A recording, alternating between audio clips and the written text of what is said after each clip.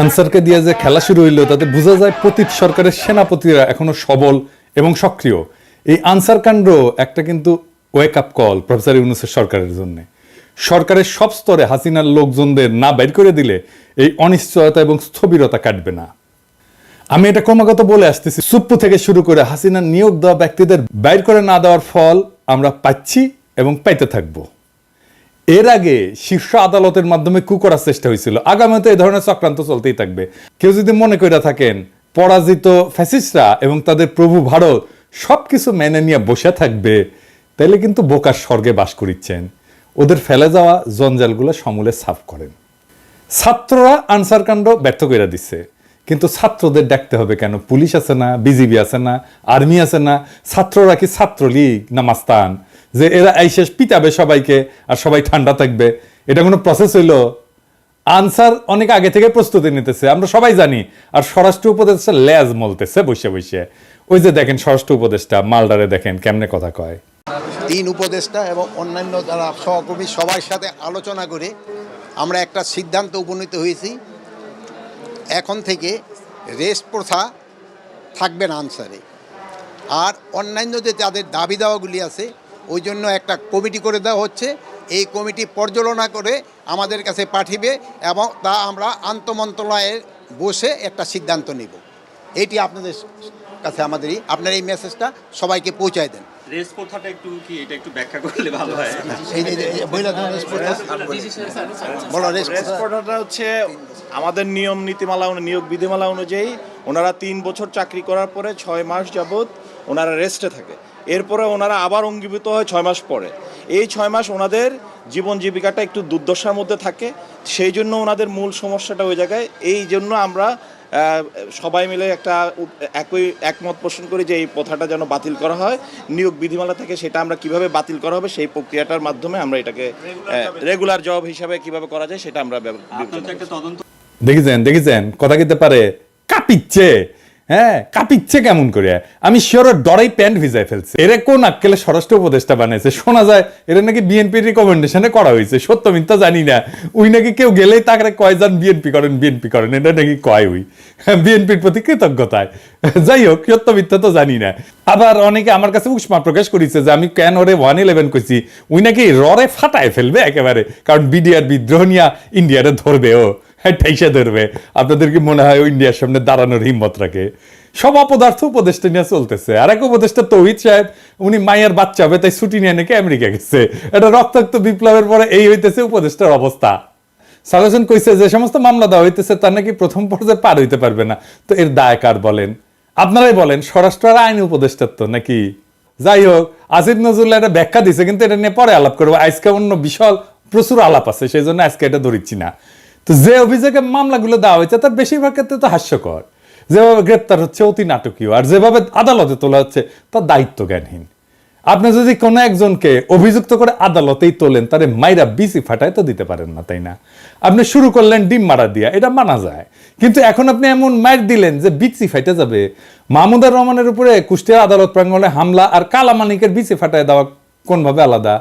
আসিফ নজরুল কইছে দুটো নাকি আলাদা। আলাদা না, দুটো একই জিনিস।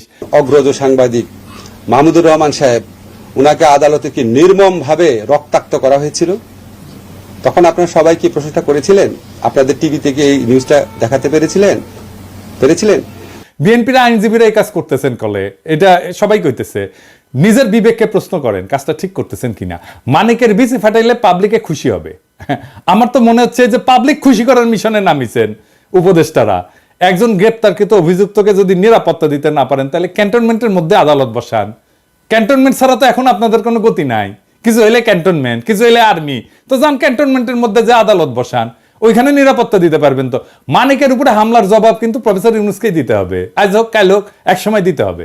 বিএনপির আইনজীবীদের কেউ এই প্রশ্ন করবে না। প্রফেসর ইউনূসকে এমন একটা বিব্রতকর প্রশ্নের মুখে ঠেলে দেওয়া কার স্বার্থে, কার উপকার করবে? মনে রাখেন, উনি যে আছেন এই জন্য ওয়েস্টকে আমাদের ব্যাপারে হোস্টাইল করতে পারতেছেন ইন্ডিয়া। উনারা আজাইরা বিব্রতকর পরিস্থিতিতে ফেলেন না, উনারা বিব্রতকর পরিস্থিতিতে ফেলবে ইন্ডিয়ান লেসপেন্সারেরা। আপনি যদি ইন্ডিয়ান লেসপেন্সারদের জন্য দেওয়া প্রভুপাদ উপাধি পাইতে চান, সেটা অবশ্য আলাদা কথা। তো প্রফেসর ইউনূসের ডিপেন্ড করলাম, এবার ওনারা এটা ধরি না, কি কন আর ধরি। স্যার আপনি যে জাউরার লগে দেখা করছেন, এই যে ইন্ডিয়ান হাই কমিশনার, আমি খুব মাইন্ড করেছি। আপনার কেউ নিশ্চয়ই বলে যে পিনাকি হুদাই মুখ খারাপ করে। হ্যাঁ, দেখেছেন কি টাইটেল করেছে, দেখেছেন পত্রিকার নিউজে দেখেছেন? হ্যাঁ, এই টাইটেল যদি সত্যি না হয় তাহলে আপনার দপ্তর থেকে প্রতিবাদ পাঠাবেন, আর যদি সত্য হয় তাহলে আপনাকে জবাব দিতে হবে কেন ইন্ডিয়ার কাছে আপনি সাহায্য চাইছেন। প্রণয় ভার্মার লগে আপনার দেখা করতে হবে কেন? সৌজন্য, হ্যাঁ ওই যে কইছে সৌজন্য সাক্ষাৎ, তো ও সৌজন্য দেখাইছে আপনারে স্যার? কি কন? আপনার শপথ অনুষ্ঠানেও আসছিল, আসে নাই, ওই সৌজন্যটা টুকু দেখাই নাই। এই তো জাউরের সৌজন্য বোধ, তাই না? আপনি বলেন ছাত্ররা আপনারা দায়িত্ব দিছে, তো ছাত্ররা কি ভারতের সাথে কুসুম কুসুম সম্পর্ক অনুমোদন করে? করে না তো। তবে এই ছাত্রদের সম্পর্কে কিছু বলা দরকার একজন অগ্রজ হিসাবে, আর এই লড়াইয়ের একজন স্টেক হোল্ডার হিসেবে। আর প্রফেসর ইউনূসকে কিছু ইনসাইড স্টোরি সম্পর্কে বলা দরকার, তাইলে ওনার বক্তব্যগুলো আশা করি আরো নিখুঁত হবে। এই বিপ্লবটা স্যার ছাত্ররা শুধু একা করে নাই, ছাত্ররা লড়াইয়ের স্পিয়ার হেড ছিল, মানে যারা রাজনীতির ভাষায় বলে ভ্যানগার্ড, মানে কমিউনিস্টরা কয় আর কি ভ্যানগার্ড, বর্ষার ফলার মতো আর কি। বর্ষার ফলা কিন্তু একা কিছু না, এটা অকার্যকর অস্ত্র বা সামান্য কার্যকর অস্ত্র। আর পিসের লাঠিটাও একা কিছু না, সামান্য কার্যকর অস্ত্র, কিন্তু দুইটা একসাথে এটা কার্যকর অস্ত্র হইয়া ওঠে। তো বর্ষার ফলাটা হইতেছে ছাত্ররা, আর জনতা হইতেছে পিসের লাঠিটা। ছাত্রদের সাথে জনতাও নামছিল, ব্যাপকভাবে নামছিল। শুধু বিশ্ববিদ্যালয়ের ছাত্র না, মাদ্রাসার ছাত্ররা নামছিল, শহীদ হয়েছে কাতারে কাতারে। কে নামে নাই? রিকশাওয়ালা, গার্মেন্টস ওয়ার্কার, জামাত, বিএনপি, হেফাজতের কর্মীরা, আবু সাইদকে শিবিরের সাথী তো। গত 15 বছর ধরে যারা লড়াই করছে তাদের রক্ত অশ্রু কান্নার উপরে দাঁড়ায় আছে এই লড়াই। এই লড়াই দাঁড়ায় নাই? এই লড়াইকে আকাশ থেকে পড়ছে? হঠাৎ করে বিজয় আসছে? আবু সাইদ যে বুক চিতায় দাঁড়াইছে, এই দাঁড়ানোটা প্রথম কে দাঁড়াইছে বাংলাদেশে? দেখেন তো এই ছবিটা, গার্ডিয়ানে ছাপা হয়েছিল, বিএনপি কর্মী। তারা এইভাবে অসংখ্যবার দাঁড়াইছে। মুক্তিযুদ্ধে যেভাবে আওয়ামী লীগ কুক্ষিগত করেছিল, জনতার বিজয়কে আওয়ামী বিজয় রিডিউস করছিল, সে একই কাজ কইরেন না। আওয়ামী ন্যারেটিভের পরাজয় তো দেখলেন, এবার আপনাদের এই ন্যারেটিভও কিন্তু পরাজিত হবে যদি এটারে ছাত্রদের লড়াই হিসাবে শুধুমাত্র প্রতীয়মান করেন। 5 তারিখে আর্মি গুলি চালায় নাই, চালাইতে পারত। চালাইলে কি হইতো? প্ল্যান কি ছিল? প্রফেসর ইউনূসকে জিজ্ঞেস করেন।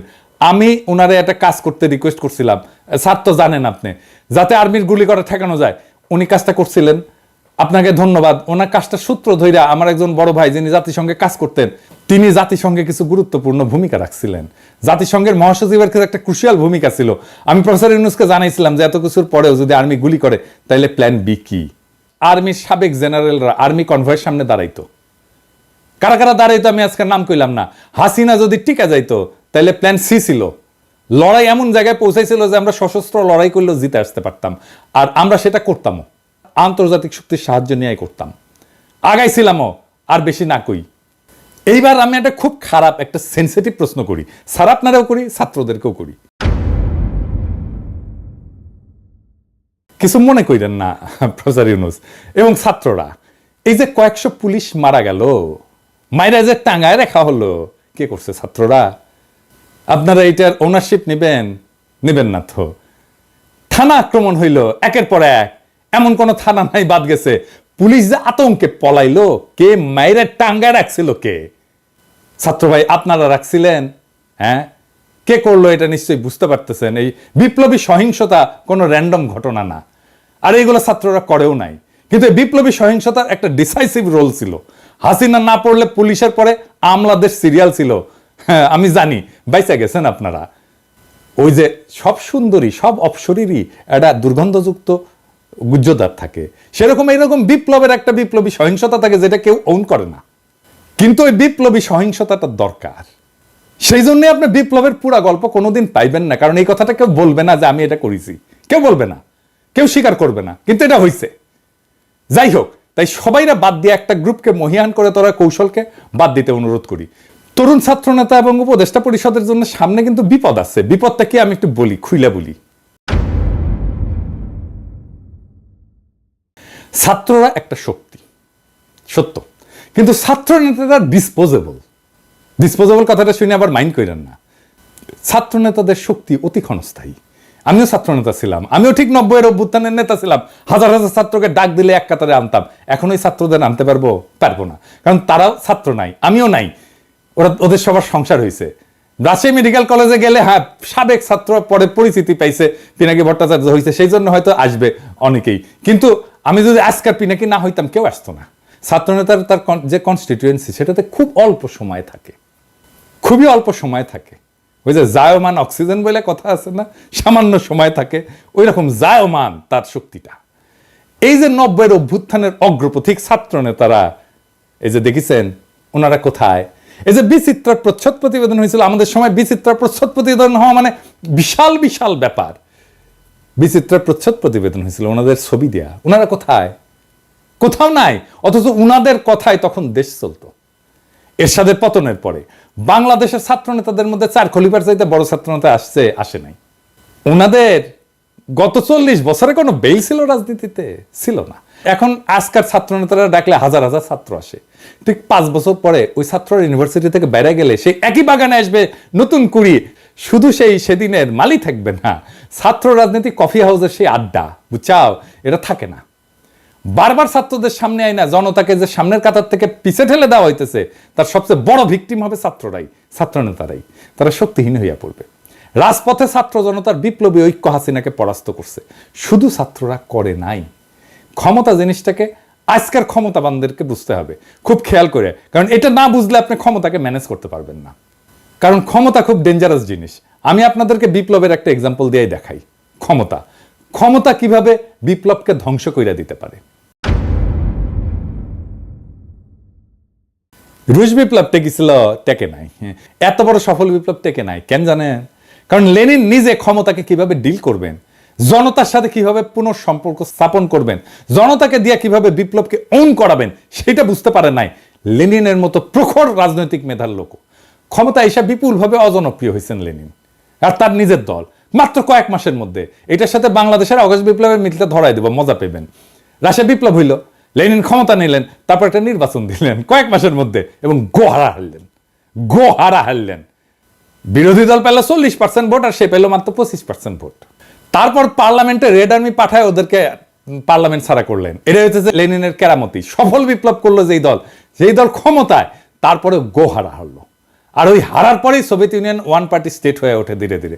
দীর্ঘমেয়াদে শুধু বিপ্লব না, একটা প্রসপারাস নেশনকে পিছায় দেওয়া হয় বহু বছর, আজকে পর্যন্ত মাথা তুলে দাঁড়াইতে পারেনি। আর একটা এক্সাম্পল দিই, শপথ নেওয়ার আগে মোস্ট প্রমিনেন্ট পপুলার ছাত্র নেতা কারা ছিল?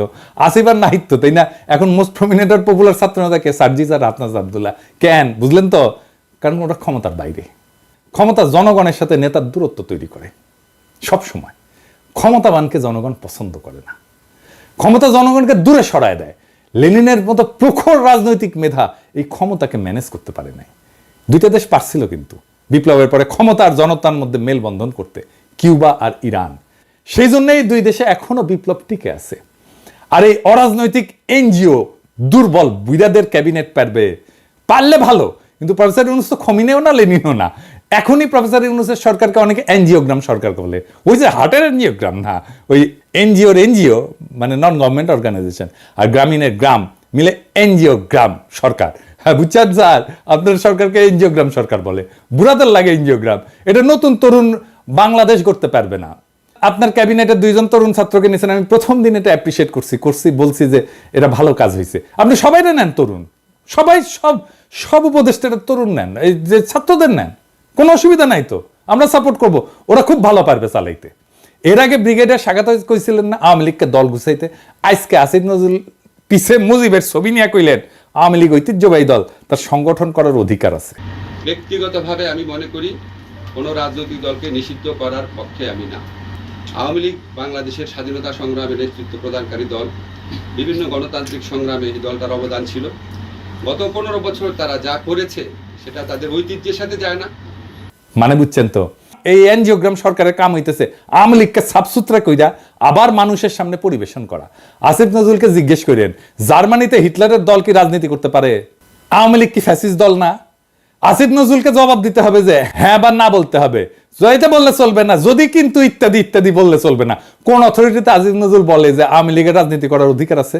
শেখ মুজিবের ছবি ভাস্কর্য যেই জনতা ভাঙ্গে ফেলা বিপ্লবের বিজয় ঘোষণা করেছিল, সেই নিন্দিত স্বৈরাচার ফ্যাসিস্ট হাসিনার পলিটিক্যাল আইকন মুজিবের ছবি পিছনে লাগায় যে উপদেষ্টাগরি করতেছেন, এইটা কি জনগণের অনুমোদন নিয়ে লাগাইছেন পিছে? জনগণ তো এটা ভাঙছে, আপনি পিছে লাগায় রাখছেন কেন? টেঙে রাখছেন কেন? আর একটা বিষয় একটু আলাপ করে নিই, আমাদের মিডিয়ার কিছু রেসপন্সিবিলিটি নিয়ে। সরকার গুমের শিকার ব্যক্তিদের সন্ধানে 5 সদস্যের কমিটি করছে, এর মধ্যে সাজ্জাদ হোসেন একজন। তো মানবাধিকার কর্মী, এনটিভি একটা নিউজ করেছে এটা নিয়ে, এই যে দেখেন, হ্যাঁ, ওইখানে ছবি দিছে এই মালের, সাজ্জাদ হোসেনের বলে এই ছবিটা হইতেছে সুয়েটের প্রাক্তন ছাত্রলীগের প্রাক্তন সাধারণ সম্পাদক, গত 15 বছরের স্বৈরাচারের সুবিধাভোগী। তো আপনি সাজ্জাদ হোসেনকে চিনেন না? সে একজন মানবাধিকার কর্মী, আমাদের কলিগ তো, আমাদের সহকর্মী তো, তার সাথে কাজ করেছি তো। আপনি সে একজনের জায়গায় আরেকজনের ছবি দিয়ে দিবেন আর হাউকাও লেগে যাবে বিভিন্ন জায়গায়। আমার কাছে কতজন পাঠাইছে, এই যে দেখেন এই লোক গুমের হয়েছে। আরে না রে ভাই, এই লোক তো হয় নাই। হুদাই আপনি কি সাংবাদিক নিয়ে রাখছেন এনটিভিতে এই সমস্ত আউল ফাউল? এডিটর সাহেব দেখান তো এনটিভির নিউজটা দেখান, আর ছবিটা দেখান, আর ওই দেখায় দেন যে ওটা কার সাথে মিল আছে, কার ছবি ব্যবহার করেছে দেখায় দেন। এই কাজ করেন না। যাই হোক, আর এটা ইস্যু নিয়ে প্রফেসর ইউনূসের আমি নজর কামনা করছি। আসেন এটা আলাপ করি। হাজার হাজার আহত জনতা ছাত্র কাতরাইতেছেন। আপনি বলছিলেন না এদের চিকিৎসা ব্যবস্থা করবেন, আর তালিকা করতে পারলেন না আহত নিহতদের। আপনার উপদেষ্টাদের তো জানাই নাই কেমনে দেশ চলে, কিভাবে দেশটা ফাংশন করে, কয় হাজার আহত, 10,000 20,000, তালিকা করতে পারেন না এতদিনে। একটা হসপিটালে তো গেছে সে, তাই না? যে কোনো হসপিটালে যে কোনো আহত রোগীর একটা আলাদা ডেটাবেস থাকে, ওটা পুলিশ কেস বলে, এটা লাল সিল দেওয়া থাকে, ইনকা করে ঠাকাস করে মেরা দেয়। তো এই পুলিশ কেসগুলোর তথ্য নিয়ে রোড ট্রাফিক অ্যাক্সিডেন্ট, সাপে কাটা আর বিষ খাওয়া, এই 3 ধরনের রোগী যদি বাদ দেন 18 জুলাই থেকে 5 আগস্টের, তাহলে আহতদের পূর্ণাঙ্গ তালিকা পেয়ে যাবেন। ওখানে ঠিকানাও থাকে, ফোন নাম্বারও থাকে। 1 সপ্তাহের কাজ, আর একটু ভ্যালিডেট করে 1 সপ্তাহ, ম্যাক্সিমাম 1 সপ্তাহের কাজ। দেশ কেমনে চলে এটা জানেই না, এইগুলারে আপনি উপদেশটা বানাইছেন তো বানাইছেন, বানান ছাত্রদের বানাইতেন, সবগুলোই ছাত্র নিতেন, খুব ভালো কাজ করবে। আমি প্রথমে 2 জন ছাত্র বানাইছিলেন উপদেশটা, আমি কইছিলাম এটা ভালো কাজ করেছেন, আর সবগুলোরে নিতেন ছাত্র, কোনো সমস্যা ছিল না তো। যাই হোক, এই আলাপে শুধু ছাত্র না, ছাত্র জনতার এই বিপ্লবের অংশগ্রহণ নিয়ে কথা বলছি। তো আমি শহীদদের নিয়ে এপিসোডে মাঝে মাঝে শেষ করতাম।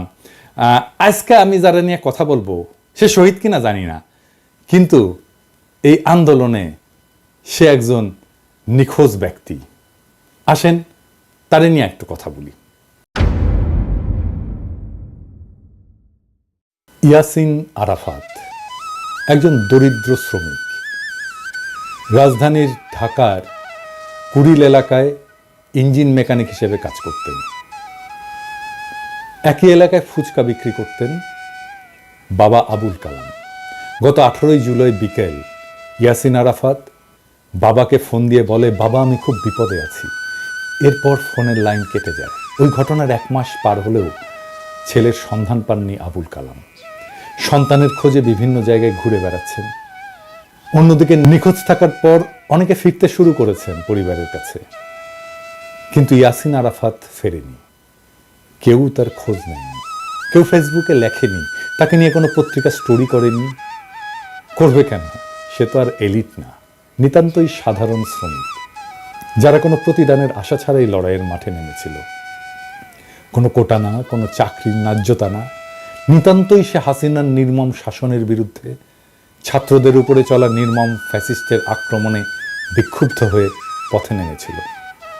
সম্ভবত তার জীবনটাও দিয়ে দিয়েছে। তারপরে বেওয়ারিশ লাশ হয়ে কোথাও দাফন হয়ে মাটিতে মিশে গেছে এতদিনে। তার বাবা কাঁদতে কাঁদতে ছেলেকে খুঁজছে। তার কান্নাও একদিন শুকিয়ে যাবে। বিপ্লবের এমন অসংখ্য শহীদ অগোচরে থেকে যাবে। এইসব জানা অজানা অসংখ্য শহীদদের রক্ত মারিয়ে যারা ক্ষমতার মসনদে বসলেন, তারা এই ফ্যাসিস্টকে সাফসুতরো করে আবার আমাদের পরিবেশন করবেন। হাসিনার অনুগতদের দিয়ে প্রশাসন চালাবেন। পিছনে ফ্যাসিস্টের আইকনের ছবি ঝুলিয়ে একটুও গ্লানিতে ভুগবেন না। ইয়াসিন আরাফাতের বাবা আবুল কালামের জীবনটা এক অসীম দুঃখে ডুবে গেছে। প্রত্যেকদিন সকালে হয়তো তিনি ঢাকার কুড়িলে যান, যেখানে একসময় তার ছেলে ইয়াসিন আরাফাত কাজ করত। পুরনো স্মৃতির টানে তিনি প্রতিদিন সেখানে যান, যেন অলৌকিকভাবে ছেলেকে দেখতে পাবেন হঠাৎ। কিন্তু ইয়াসিন আরাফাত ফেরে না, আর কোনোদিন সে ফিরবে না। আবুল কালামের চোখের পানির কোনো শেষ নেই। সেই জন্যই তিনি কাঁদেন, অবিরাম কাঁদেন। তিনি জানেন যে তার কান্না কখনোই শেষ হবে না। প্রত্যেকটা দিন তাকে মনে করিয়ে দেয় তার ছেলে আর নেই, কিন্তু তবুও তিনি আশা ছাড়েন না। ছেলের খবর পাওয়ার আশায় দিন রাত কাটান। এদিকে ক্ষমতার খেলার মঞ্চে এই সাধারণ শ্রমিকের আত্মত্যাগ কোথাও স্থান পায় না। অন্যদের মতো ইয়াসিনেরও কোনো স্বীকৃতি নেই।